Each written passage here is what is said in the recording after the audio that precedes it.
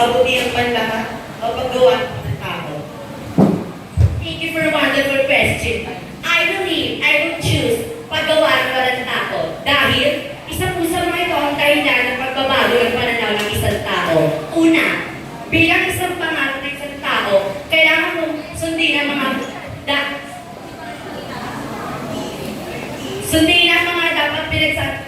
pinagkasabi sa mga komento. Pangalawa, kailangan mo itong maging para mabago mo ang iyong pananaw sa buhay. Yan naman po at maraming salamat.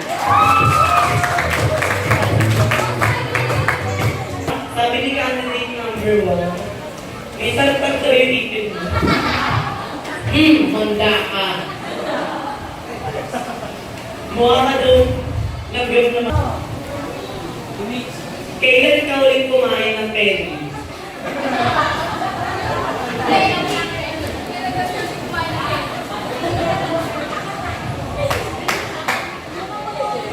Anong pipiliin mo?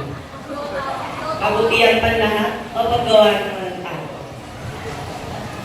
Thank you for the wonderful question. I believe, ano nga ba pala ang pipiliin ko?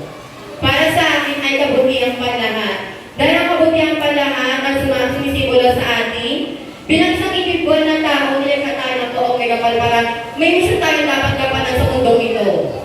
Ang paggawa ng mabuti ay hindi naman masarap, kundi napakasayang gawin.